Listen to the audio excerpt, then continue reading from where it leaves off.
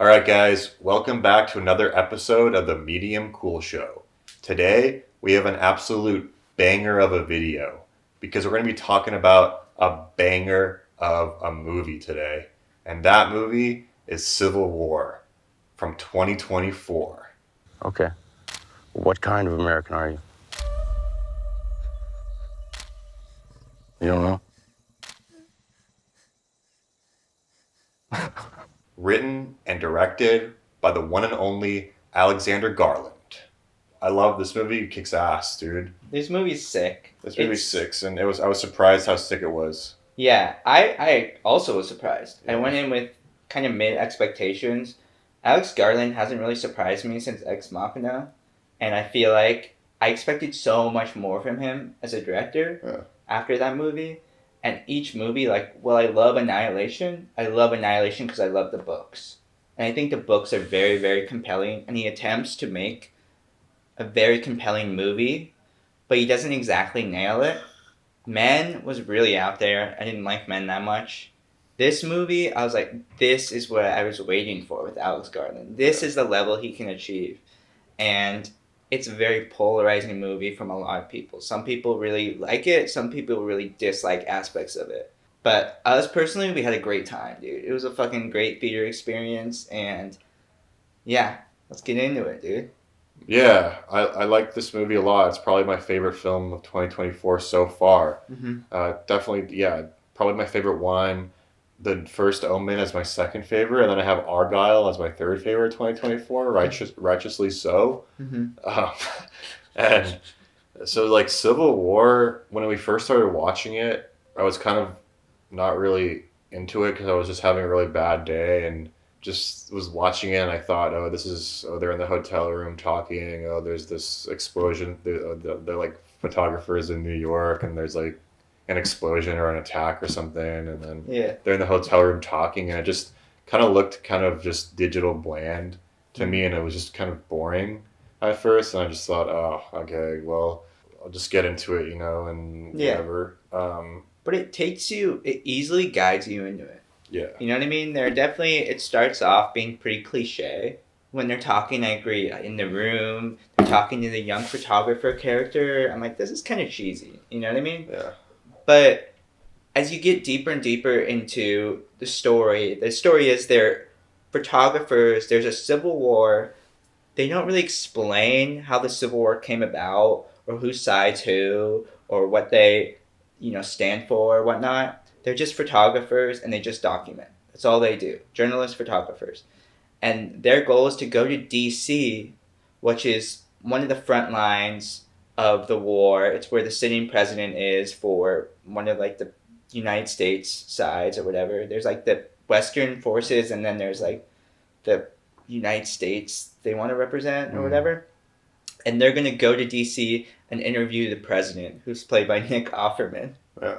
That's where this movie gets really, really compelling, is as they go closer and closer to DC, more and more shit starts going down. And it's just really cool that the vehicle they choose to move the story along is photojournalism. And I found that really, really compelling in a way. Yeah, I just think that I love how simple the structure is. I love that it's just they got to go from A to B, and then in between the journey, they have little moments, scenes of tension and action and little tidbits of backstory and commentary and stuff. But it's so simple yet so effective. Perfect frame story from beginning to end. First, we have them starting in New York, and then they go all the way to DC, which is just a MacGuffin. DC is just a MacGuffin for the catalyst of the story, but really it's just about them traveling in a truck through this territory from New York to DC, and then you have just scenes of some shit going down. Oh, they're gonna make it out of this. Oh, and it's just kind of a different little things. And then obviously we get to the climax, which is the climax. A lot of movies don't end strong. I felt like this movie ended. Oh my god, dude! The ending was amazing, dude. It was so fucking visceral. Yeah. And it's just everything yeah, them driving to the Capitol and that whole sequence was so. Yeah. That really does climax, and the ending is the best part of the movie. Where it's almost it's Mhm. like a ride. It was and it was so gritty and realistic. It just felt like Call of Duty, kind of real life Call of Duty, but just like all the sound, all the effects, just so fucking boots on the ground. Yeah. It's boots on the ground, this movie. Yeah, it really is. It blew me away because I went in with pretty low expectations thinking this would be more of a war movie. But this was not a war movie. This was like... This is like Mad Max Fury Road Yeah. / Stagecoach directed John Ford, John Wayne. Yeah, definitely. Yeah. Like, it is like... Chase. It's a journey movie. I love the sound design of this movie. Mm. The music they use is killer. And the editing is really good, too. The editing's amazing. Yeah. I love the shootout scenes where whenever there's like a firefight, mm-hmm. they cut with stills, still images that the photographers are taking. Yeah. And I find that like, oh, that's just so cool. As like a photographer, I'm like, oh, I can see like what they're going for and like the image of like that one person. And you can see the different personalities because one's shooting on film and one's shooting digital. You know what I mean? And the different eyes are like really compelling for the firefights and stuff. It's really, really cool. Yeah. The scene that's the best scene, though, is with Jesse Plemons. That is. And you guys have probably seen that in the commercial. And I don't want to give too much away, but, like, that is definitely the most tense scene of the film. Yeah, it was really intense. And every time someone got shot in the movie, people would jump out in their seats. Yeah. Dude, people were, like, going like this. Dude, the sound design was crazy. It was so loud. No, people were, like, freaking out in the theater, which I haven't really seen in, like, a while. The theater experience was a top-tier theater experience with that movie. And I'd seen some other movies in that theater, but it wasn't, like, this viscera.